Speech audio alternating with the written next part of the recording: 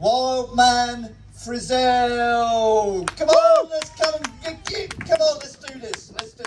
Hello everyone! Hey! Bushcraft Show 2023. It's Woo! an absolute pleasure to be a part of this, and I'm glad you all came along to hear me speak and talk about my challenges and the journey so far. So as you all know, JJ has introduced me, and I've been on Naked and Afraid 3 times. So it's really just talking to you about how it all started, how I ended up on the show, and I'll talk to you about the different challenges that I've faced so far, all the different countries that I've been in as well. So I guess it all started really back in 2019, so we're going back maybe 4 years ago. And really, on my life up to that point, I was quite an unconfident person. I didn't really have much going on. I tried a lot of different industries, a lot of different jobs and stuff like that. Didn't really know what I was here on earth to do. And I used to be inspired by a lot of people. In fact, one of them kindly came along to watch me, Will Lord. Thank you very, very much for coming along, and thank you very much for inspiring me, by the way. I just need to let you know that. Thanks for the invitation. So yeah, I've been watching a lot of different people on TV, Will Lord especially, Ray Mears, Bear Grylls, Ed Stafford, all those kind of people. And it really inspired me to get into the outdoors, or get out into the outdoors and practice all these different skills and techniques. And of course there was a lot of failing at the start. I mean, especially me, I would go out with too much kit. I would have like 50 pounds of kit in my back thinking that I needed it all. And you quickly realise that you don't actually need as much as you take out. So when I realised that, I thought I could actually do something here. I could actually go out and practice what these legends on the TV showcase to everyone, and I could actually have something going on. So over time I slowly got rid of a lot of my kit, and I ended up finding myself just going out with a pot, fire starter and a knife, and doing pretty well. So I thought to myself, so I went out one time, and I set up a shelter, got the water on the boil, made some food, made a fire, things like that, and I took loads of pictures. It was only photos at the time, and I posted them up on social media. And I was studying at college at the time. I was doing a course called Light Vehicle Maintenance and Repair. So basically learning how mechanics work and how things like that work. So I went back into college the next day, and everybody was like, "Oh, I've seen your photos on Facebook. You've really got something going here. You should start a YouTube channel." And as I said, I was a really unconfident person, so I thought, no one would want to watch me. I wouldn't even be able to make these videos to start with. But then they kept saying it, and they started calling me the WildMan. So this was a nickname that was given to me. And I thought, let's give it a go. So I went out and I started taking some really short clips. In fact, if you go into my YouTube channel, my very first video was a knife review. A lot of people's first video is always a knife review. And I looked back at it and I thought, that's actually quite well edited, you know, and a lot of people told me that as well. So it spurred me on to make other videos. Usually I'll just go out into the wild and just enjoy the atmosphere, but then I started seeing myself videoing everything that I came across, and all these different skills that I had built up over the years. So I put it out there, and over the course of a month, I must have pumped out about 10 videos onto YouTube, and I didn't really think anything of it. I thought there was maybe a way of making money from it, but I didn't think much of it. And a month later, so after pumping out all these videos, about a month later, I got an email late at night from a casting company called Metal Flowers Media, who do a lot of casting for the Discovery Channel's Naked and Afraid. And they got in touch with me, and they introduced this show to me, and they said they would love for me to be on the show. And they named it Naked and Afraid. And I thought, I'd never heard of the show before, I'd never even saw it, I'd never heard of it. And I thought, my pals are trying to wind me up here, Naked and Afraid. So I was kind of taken aback a wee bit, But then I thought to myself, no, let's give this a go. Let's see what this really is about. So I emailed back and I said, yeah, I'll be interested in more information. I would like to find out more about it. So they sent me all the information. They sent me some clips of the show. And I thought, this is legit. This is real. And you know what it is with all these different scams nowadays. So that was always at the back of my mind. But this seemed legit. So I went through the process. They had to get me, they got me to fill out an application form. I'd done that. I'd done some videos to show that I was a real person. And I'd done some video calls with them and spoke to them. So yeah, I went through the process. That was about November 2019. And about a year later, November 2020, I saw myself on a plane flying to South Africa to start my first challenge. Now, it's a 21-day challenge, and the usual concept of the show is it's yourself and a partner. It's usually male and female. There has been other variations, but usually it's a male and female. So I expected to go to South Africa, get paired up with someone, and we'd have to survive for 21 days. But little did I know that I was walking into a tribes challenge. Now, if a lot of you haven't seen the show, a tribes challenge is where you'll get a guy and a girl, a male and female, in one area, and then a male and female in another area, and you'll have to meet up after like maybe 10 days or so. So you'll survive together for about 10 days, and then you'll meet up and become a tribe. So that was the concept of my first challenge. And before starting this challenge, of course, I was nervous, man, really nervous. I didn't know what I was getting myself into. I didn't really know the show. I just watched a few episodes before going on it to understand what it's about. So of course I was a bit nervous, and of course taking your kit off in front of loads of people isn't a nice thing either. I think we can all agree with that. So yeah, there was a lot of briefs before it. So my producer would come in and he would say to me, you know, you're going to be getting naked on TV, and there's probably going to be about 15 people in front of you, all from the production team, and some of them are going to be taking notes, some of them are going to have their phone out, and he says, don't worry, they're not taking photos of you or writing things down or that, they're just working, this is what they do. So that kind of reassured me a wee bit. And these people have done this 100 times. So, well, of course, taking off my kit for the first time was a bit kind of scary. Of course, I wore a kilt, and it was the Stuart tartan because my great gran, she was a Stuart. So I wore it to represent her and in honour of her. And my middle name is Stuart as well, so that's where that comes from. So I took my kilt off, and there I was, standing in the middle of the African savannah. Thorns poking into my feet. There was thorns everywhere, man. So I started walking off into the distance to go and meet my partner. And my partner was a girl from Canada. Her name was Beverly. She was a great girl, man. She was good to go. She was a bear hunter. So she hunted bears with a bow and arrow in Canada. She does a lot of different things, but that's one of the main things. So when I met her, I thought, that's it, it's game time, it's time to go. We got our equipment. So she brought along a bow, we had a pot, I brought along a machete, a prang, and we had a fire starter as well. So we set off into the African savannah in search of a wee campsite. We eventually found a campsite by a little kind of waterhole, and it was nice. The water was sort of clean. Dipped my pot in, filled it up, looked sort of clean. So I thought this is a nice wee bit to stay.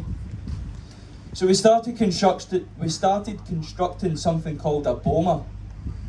Now, if you don't know what that is, it's basically using thorn bushes. You would create like a circle around your camp, and then at night time you would close over the entranceway with another thorn bush. And what that does is it protects you from any predators. There's a lot of different things in Africa that can kill you, that would actually physically hunt you down at night. And of course, if you're surrounded by thorn bushes, they're not going to come anywhere near you. So we started constructing one of those. And of course, my partner Beverly, she got a fire going. She got some water on the boil. We had a drink. So it was really, really hot. You get really drained really easily in the sun, as you know. And when you're working hard and you've got all the pressure of the coming challenge, it can really drain you of energy and drain you of your hydration as well. So we needed to get a drink. And my partner Beverly, as soon as she took a drink, she started to get sick. Still to this day, I don't know why. But of course I was there for her at all times. We're in this together. It's a survival challenge, we're a partnership. We've got to look out for each other because we'll need each other at some point. So I was there for her. She couldn't keep the water down, even though we had boiled it. It was clean enough water. So I thought I need to start doing something here. So I made a water filtration system using some long grass. I made a funnel and I put some stones in it, some grass, some sand and some charcoal. And even though I could hold the water down, I needed to do something for my partner. She was really, really weak. She was just lying in the boma. She couldn't really do much. I didn't want her to do much. So I made a filter. And I filtered the water into the pot. And then I put the pot on the fire to boil. And that didn't do much either. She drank it and she was still sick. So I knew that something wasn't right here. And I thought it's time to think about something else, you know. I'm really going to try and pull something out of the bag here to try and keep her in the game. So I went and built what's called a gypsy well. It's basically a hole quite a bit away from the water, but close enough to the water so that when you dig the hole, the water seeps through and into the hole. And that way it's sort of filtered. So I made the gypsy well and I filled up the pot and I went to boil it. Same thing again, it boiled, took a drink, I was absolutely fine, my partner couldn't keep it down. So there was something wrong. So this was on day 3. And of course there is a medic team there to make sure we're okay. They only intervene if they really, really need to. And they were getting quite concerned because, as you know, day 3 without water, your organs can start shutting down. But day 3 in the African heat without water can be very, very, very serious. So it wasn't taken lightly and my partner had to get medically tapped out. So I was left alone and she kindly left me her bow and arrows. So there I was, sitting in a boma, day 3 of my challenge, alone, with a huge, huge challenge in front of me, which is to survive 21 days in Africa. But I didn't let it faze me. I feel like fear is an option. You can choose to be scared. You can choose to not be scared. Your environment can hit you with lots of different things, and it's up to you how you perceive that. And I just perceived this as another step to my challenge. I didn't let it faze me. So I thought it's time to go. It's time to get into survival mode here. I'm alone. So I made sure my fire was good, made sure I had sufficient firewood for the night. I was always keeping hydrated. I was eating some crabs here and there. They were only tiny little crabs, but they did the job. And I just tried to stay in the game, you know, I just tried to stay focused mentally. And after, it came up to about day 10, it was getting a bit lonely, man. And I knew there was 2 other people out there somewhere. So I looked at the map, and I looked at where I was based and what was round about me. and I tried to imagine where someone else would camp. Now I knew they were far away from me. They weren't just going to be down the river. So I was looking at the other side of the map, and I saw a little bit, and I thought, that looks like a nice wee camp spot. So I'll head over there. It's obviously going to be next to a water source, so I'll walk along the river, see who's there. And looking at the distance on the map, it looked like it would be a 2-day hike. So I set off, I packed up my kit, and I set off walking. And I remember walking up a big, huge, it was like a huge, almost like a big hill, kind of mountain, up onto a cliffside. Big, huge drop right down into the savannah.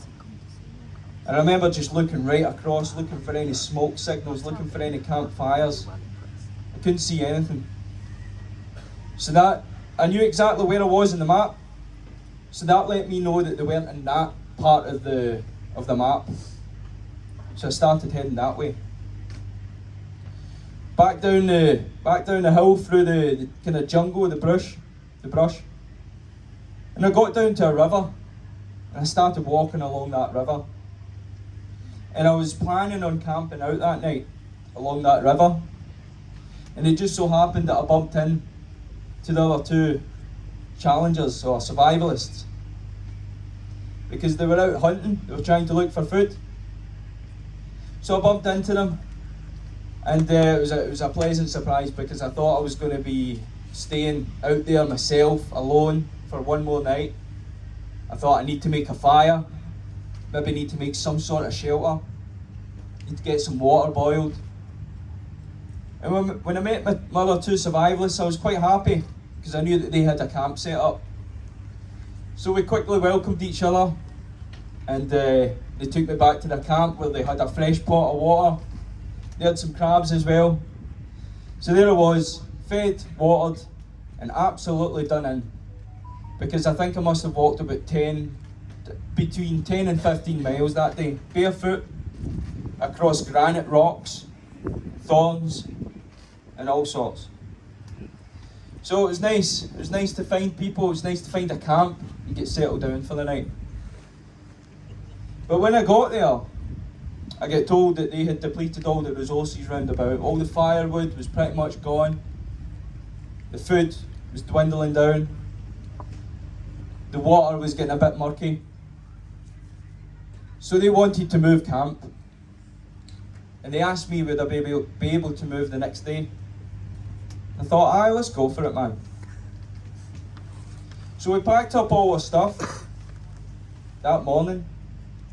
And we headed out and searched for new lands. It was me, Jess, and Brandon. And you knew that this was going to be a big trek. We looked at the map, and we saw a nice wee spot over at the far side of the map. Looking at the distance, it was roughly the same distance that I'd covered the previous day, so I knew it was going to be about 10-15 miles. So, we packed up and we headed out. And we were maybe 3 hours into the trek, and we had to stop, because my partner Brandon, he was getting some serious headaches. He was getting quite disorientated, couldn't really stand on his feet. So we thought it was dehydration. So we told him, just chill out there, down by a tree, underneath a tree.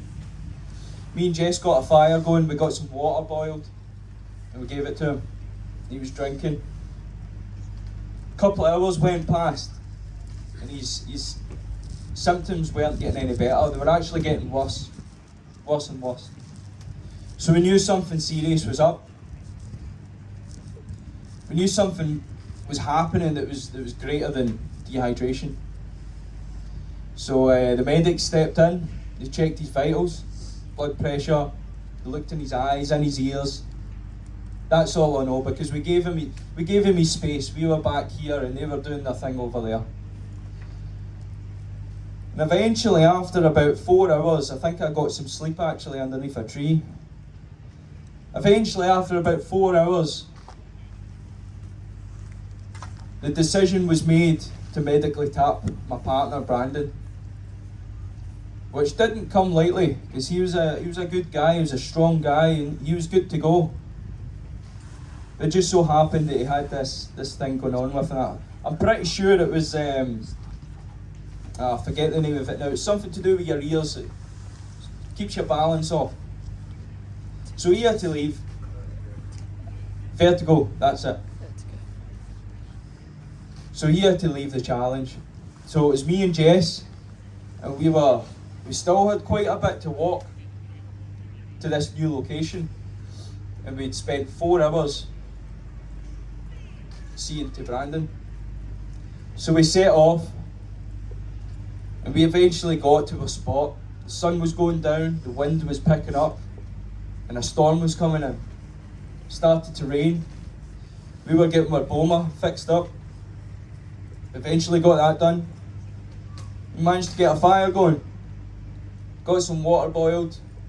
We were getting hydrated for the night. And a storm did come in. The wind blew trees over. It was the worst storm that I experienced on that challenge. It was raining. We didn't have a shelter built. We just had a fire. And it was getting really, really cold. So what we did, we kind of just thought in the moment, and we started digging into the ground. And the reason why we were doing that is we were trying to get away from the wind. So we were trying to get ourselves in the ground. We also dug a little channel so that the fire was in the ground with us, and the wind was just kind of passing over the top of us. So we done that. It was just a thought of desperation. We just needed something to get out of the wind because it was so cold. Of course, we're naked as well. Now, just to touch on that, a lot of people think, "Oh, why are you naked?" They think it's some weird thing, you know. But it's, if you think about it, I'm standing here with trousers, a vest, and boots on. The amount of things that I can make with just what I'm wearing right now is unbelievable. I can make a shelter with what I'm wearing. I can make water filters. And of course, I could keep warm. Even though this isn't waterproof, it would take the wind. It would take the wind off my skin. It would keep me warm to a certain degree. So being naked, it plays a big part in survival. It plays a big part in the challenge. It makes it a lot harder. So there we were in the middle of this storm, and we called them graves. We had dug our own graves, and there we were lying, getting away from the wind. And through the night, it felt like the wind wasn't going to stop, the rain wasn't going to stop, and it was a tough night. But we spoke to each other, we kept each other in the game, and that's what kept us going. We just reminded ourselves why we were here. We've all got our personal goals, so we shared those with each other. We just kept reminding ourselves. Sun came up, and it was warm again. So there we were, like lizards, out in the rock, lying on the rock, trying to get as much sun as we can, warm ourselves up. And that day was all about building a shelter. That first night really shown us that shelter is very, very important in survival. We already knew that, but we had experienced it. So we got a shelter rocked up, kept our fire going. A few days passed by and we were enjoying our new location. It was a really, really nice location. There was a wee stream just down the hill, and there was loads of wildlife to look at. I love watching animals. There was loads of wildlife. We had a bow. I went out and tried to do a bit of hunting. But I found it very, very hard to do hunting when you've got 5 people following you with a camera. I tried my best. But we did catch some crabs down at the river, some big, nice big crabs. One of them actually pierced a hole right through my thumb, right through my nail, right through the back there. Tough little things, man, but they're tasty. I can tell you that. So, a few days passed and we were enjoying ourselves. It was nice. And it was coming up to the end of the challenge. I think it was about day 18. I went out again with the bow and searched for some food. and I came across what looked like a bush buck. So a bush buck's a certain deer you get in Africa. And I did see a cheetah. I saw a cheetah way off in the distance. The bush buck was between me and the cheetah. So I wondered if that's why the cheetah was there. So anyway, I went over to the bush buck, the deer, and I noticed that it was half eaten. So I can only assume that was the cheetah's meal. And I saw that the side that it was lying on was completely fine. So I dragged that back to camp. And I cut it up, I skinned it, took the skin off, took the hide off, cracked the skull open, got the brain out, brain tanned the hide, let it dry in the sun. And as I was doing that, I was slicing up the meat, slicing it really, really thin into nice thin slices. And we hung it over the fire. We smoked it, and it was absolutely amazing. Probably the best meat I've ever had in my life. Probably because of the situation I was in though. And it made me appreciate food a lot more.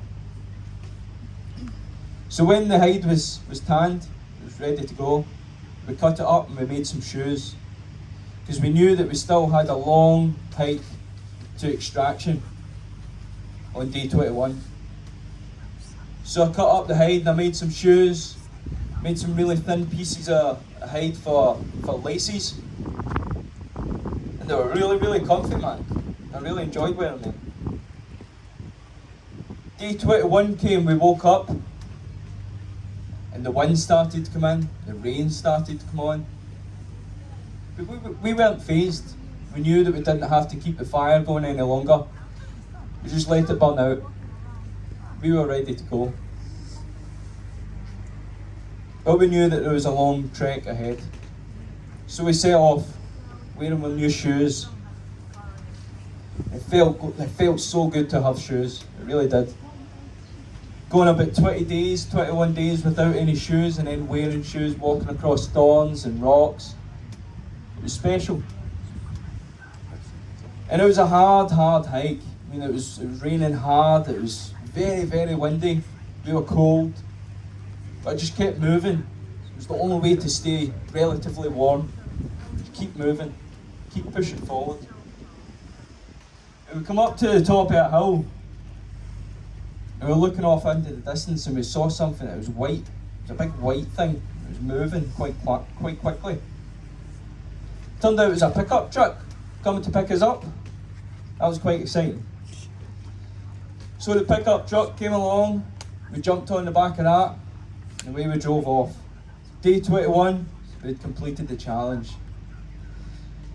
And that feeling of completing my first challenge is something that will be hard to regain, I think. I've regained the similar sort of feeling in other methods, but that was a special time, especially when I completed it with someone else. 2 people had to drop out, and me and Jess completed the challenge. Thank you.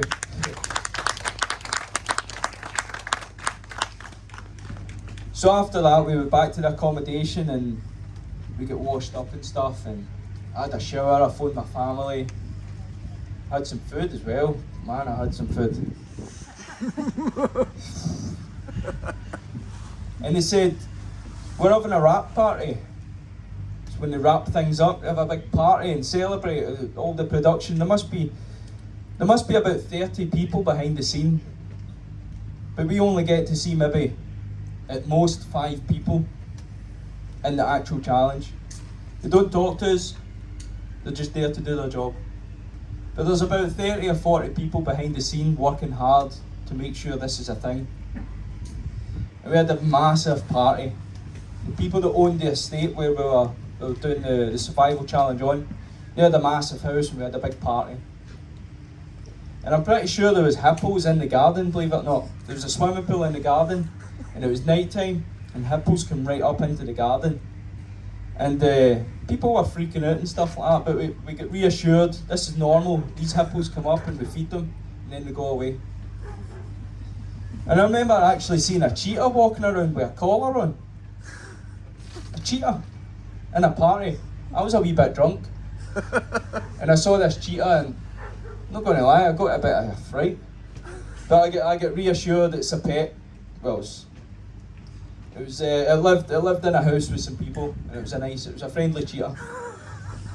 if there is a friendly cheetah. So that was an experience, that party alone. And they kept coming up to me. It was getting late. Jess went home, or back to the accommodation. People were coming up to me and says, "Why are you still going?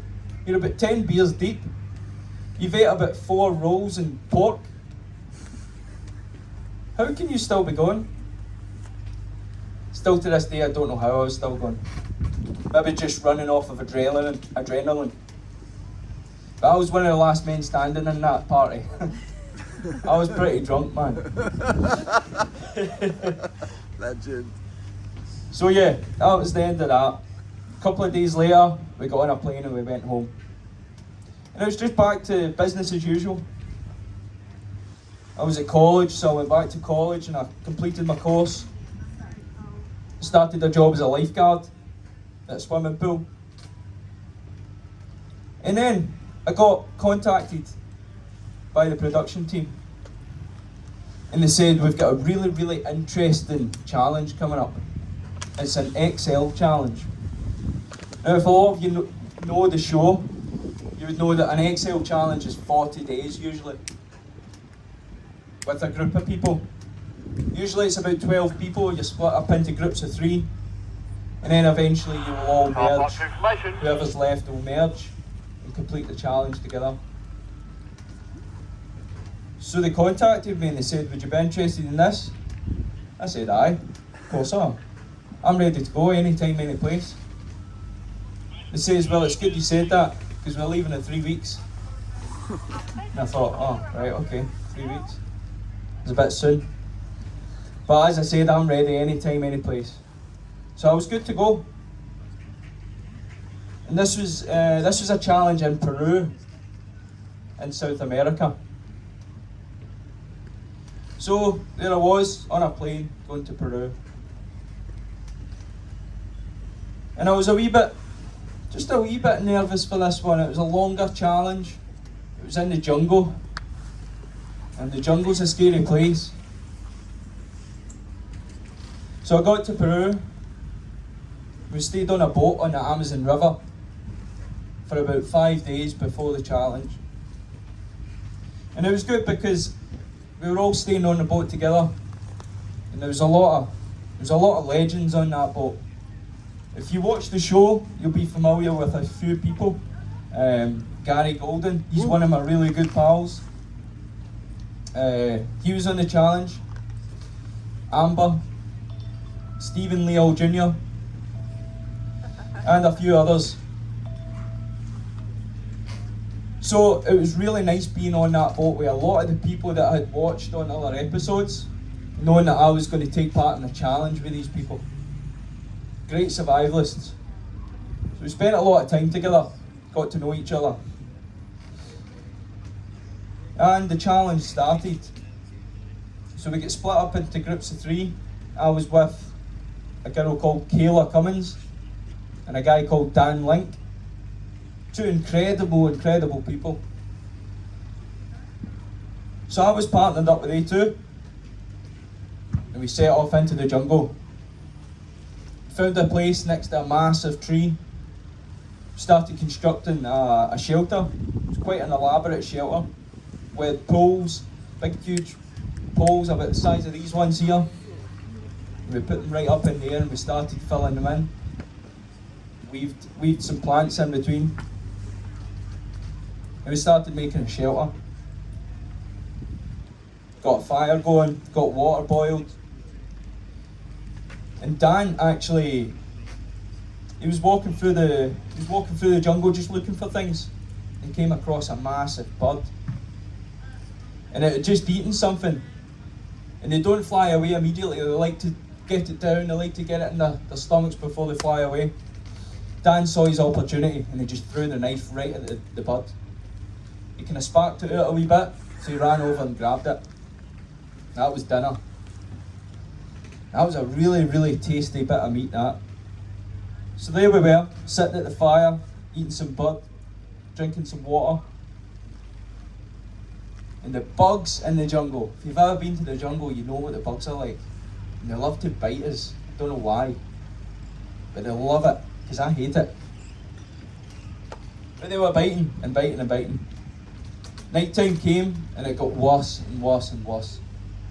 No smoke was getting rid of these bugs. And there's a certain fruit. I think it's a fruit. It is a fruit because it's called monkey fruit.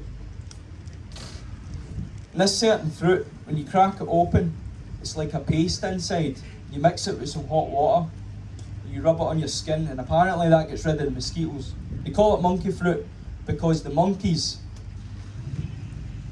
crack it open and they put it in their mouth and they mix it with their saliva and they spit it out and they rub it on the babies, the young, and that's to get rid of the mosquitoes. So we tried it, didn't work. So there I was, man, getting absolutely eaten alive by these bugs in Peru. The initial bites were fine. They're itchy, of course, but doesn't bother me too much.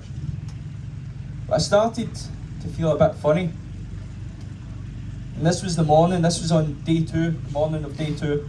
I woke up and I started to feel a bit funny. Started to feel a bit wavy, a bit lightheaded, and a bit delirious. I started to forget things. Simple things. Like drinking. So my partners, Kayla and Dan, they would have a pot of water on to boil. They would say, Jamie, do you want a drink? And I didn't understand what they meant by that. I didn't understand what they meant by drinking. Sounds strange, doesn't it? So, I knew there was something up. My jaw started to lock completely shut, to the point where I thought my teeth were going to crumble in. Very, very painful. So I thought, I need to get out of here, something's not right. My feet were swollen up, felt like something was going to pop. So I had to get out of there. So I got out, day 2, and I went to the hospital. Pumped me full of steroids and antihistamines to try and calm me down, calm what was going on inside my body, calm that down. Eventually it did. And I was at peace. About leaving that jungle because what happened was serious. And if I stayed there any longer, something worse could have happened. I believe I was getting into some sort of shock. I'm no doctor, and I was quite delirious when I was getting explained by the doctor what was going on with me, so I forget what was actually wrong, but I was in some sort of shock from the bites. So, I had a fire in my heart after that. I had to leave the jungle. And I don't take kindly to failure. It's not a bad thing. Failing's not a bad thing as long as it's for a good reason. So I thought I need to get back out there, I need to get back to the jungle. A lot of people going through that situation might think, oh, I'll never go back to the jungle again. And if you're one of those people, it's not like that. Just go back out and do it, man. It doesn't need to be the jungle, it could be anything. If you're struggling with something in life, if you tried something and failed, get back out and try it again. Keep trying until you get it right. So I contacted the production team and I says, get me back out there, get me back to the jungle, I need the jungle. So, maybe 8-10 months later, I got a phone call and says, do you want to go to Guyana in South America? And I said, that's a jungle, innit? They're like, yep, go for it, get me there. So there I was on a plane again, going to Guyana in South America. That's on the east coast, near the Caribbean. So there I was in Guyana, on a little tiny 4-seater plane, going deep into the jungle. into the Rupunini jungle. And I had no partner. I was completely alone in the jungle. So I was on a boat, I was going down the river to start my challenge. Took my clothes off, got my machete, went into the jungle. And as I said, I had a fire in my heart. I knew I was going to do this one. I had a redemption. I had unfinished business. And I was back to take care of that business. I always say never give up. But don't be stupid. When it's life threatening, you've got to give up. You've got to just call it a day and walk away. But always go back. And that's what I did. So I built a shelter. Took me 5 days. I was completely alone, so I had to do everything myself, collect my firewood, collect my water, boil the water. So I slept outside a cave. The cave was just big enough to house my fire, and I wanted my fire to be safe from the rain, because it rains every single day in the jungle. So I was outside the cave for 5 days. And when I was outside that cave one night, I heard growling in the trees. I heard some rustling. So I turned on my night vision camera and I looked into I could see two glowing eyes. Don't know what the eyes belonged to, but I picked up my night vision camera and I zoomed in. There it was, a jaguar, right in front of me, less than 10 metres away. That front bench there, that's about how far it was away. And I just sat up and I stared at it, didn't break eye contact. I couldn't see it through the dark, but it could see me, I knew it could. So I didn't break eye contact. I had my machete and I was ready to fight for my life if need be. But I just embraced the moment. And as I said, fear is an option. Now, I wasn't scared. I just enjoyed it. But I was ready to go at any point. Eventually it just walked away. It knew who it was looking at. And it knew that I wouldn't give up. If it came at me, it was probably going to lose. So it went away into the jungle and went and done its own thing. And there I was. So 5 days later I had a shelter, I had a raised bed. I needed to be off the floor. Too many biting bugs. It's too wet in the jungle. So I had to be off the floor. And that was a good challenge. There was a lot of things that happened. I'm going to have to wrap this up soon. But there I was in the jungle and I made a fish trap. And I caught a few fish as well. Some catfish, which was nice. It was a really nice surprise. Cooked them on the fire. And there was another thing as well. If you know of the tree, it's called a kukrit tree, the tree of life, because it gives you everything. And there's little nuts that grow on this tree. And when they fall to the ground, something goes inside them and starts to grow. It eats all the inside and it starts to grow into a grub. Because of that, it falls to the ground. And eventually the grub makes its way out the shell, out the nut, and it flies away. It turns into a fly and flies away. But before they come out the nut, I would come along and I would pick them up, crack them open, pick them out with a wee thorn, and I would eat them. Tastes like sickness mixed in with coconut. But they were good. They were good. I probably ate about 1,000 of those. So that was my main source of calories. Wasn't much, but it did the job. And on this challenge, I was completely alone. It got very, very lonely, so it was a mental game. All these challenges are mental games, but this one in particular, because I was there to complete redemption, and I was there alone. I had a lot of tough moments there.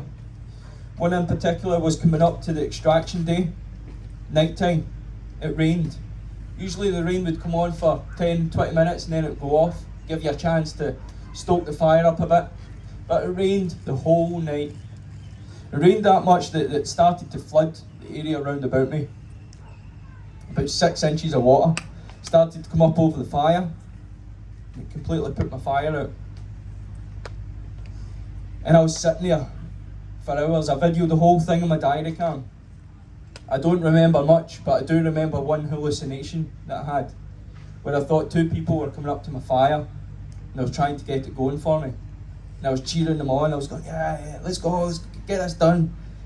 They were getting my fire going, they eventually got it going, and as soon as they got it going and there was flames, it just disappeared. It was just a hallucination. Something was going on, something was happening, and I'm pretty sure it was hypothermia.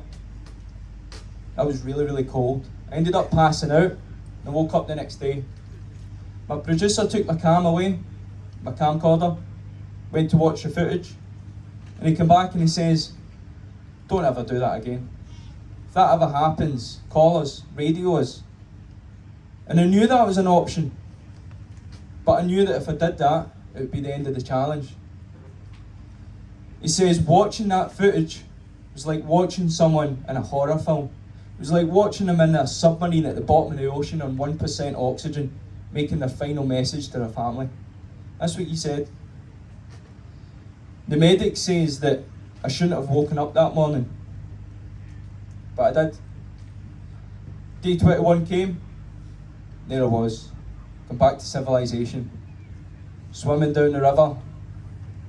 The flow took me down to where I needed to be, and that was the end of that challenge.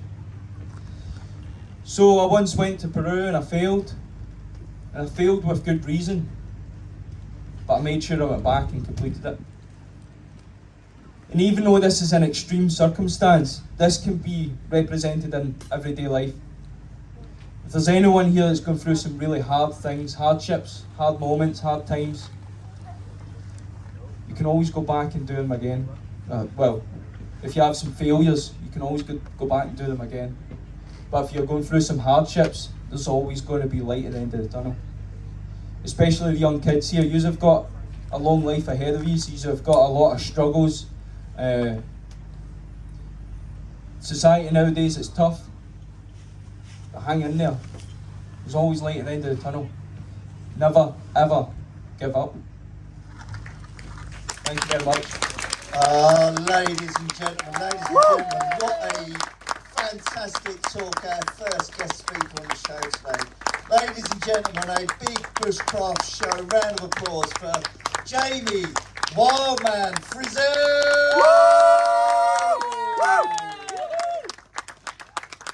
We do have our next sort of guest speaker on in about sort of 5 or 6 minutes, so if you do actually have any questions for Jamie will just pop himself off to the side, go and have a little chat with him. I know he would absolutely love that. Once again, ladies and gentlemen, Jamie WildMan Frizzell. Thank you very much, everyone. I've just been actually informed that for any of you that are actually interested in talking to Jamie and Sam, who've both done challenges on Naked and Afraid, they are actually going to do a bit of a meet and greet down at the Women in Bushcraft area at 1 o'clock. Thank you.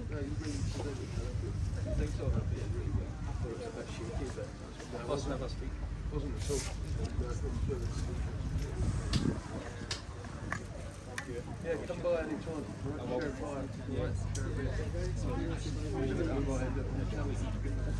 That'd be fucking awesome. That'd be brilliant, wouldn't it? If they ever ring you again, drop the name in. I definitely will. Alright. Yeah, thank you very much. I'll be down to see you before I go. Alright. Cheers, Jay. Got a course.